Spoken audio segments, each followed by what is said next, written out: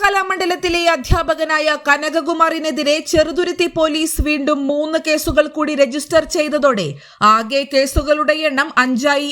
വിദ്യാർത്ഥിനികളുടെ പരാതിയിന്മേലാണ് അധ്യാപകനെതിരെ കർശന നടപടികളിലേക്ക് പോലീസ് നീങ്ങുന്നത്.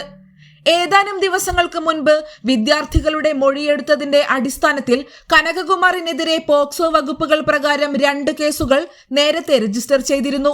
ഇതിന് പിന്നാലെ കൂടുതൽ വിദ്യാർത്ഥികളുടെ മൊഴി രേഖപ്പെടുത്തിയ ശേഷമാണ് കഴിഞ്ഞ ദിവസം വീണ്ടും 3 കേസുകൾ കൂടി രജിസ്റ്റർ ചെയ്തത്. വിദ്യാർത്ഥികളെ ഉപദ്രവിക്കുന്നതിന് പുറമെ പലപ്പോഴും മദ്യലഹരിയിലാണ് ഈ അധ്യാപകൻ ക്ലാസ്സിലെത്തിയിരുന്നതെന്നും ഗുരുതരമായ ആരോപണം ഉയർന്നിട്ടുണ്ട്. പരാതികളെ തുടർന്ന് കനകകുമാറിനെ കലാമണ്ഡലത്തിൽ നിന്നും സസ്പെൻഡ് ചെയ്തിരുന്നു.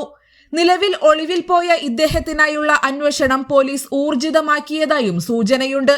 അതേസമയം കനകകുമാറിനെ ഒളിവിൽ പോകാൻ സഹായിച്ച കലാമണ്ഡലം താൽക്കാലിക ജീവനക്കാരനെ ചെറുതുരുത്തി പോലീസ് ചോദ്യം ചെയ്തിരുന്നു.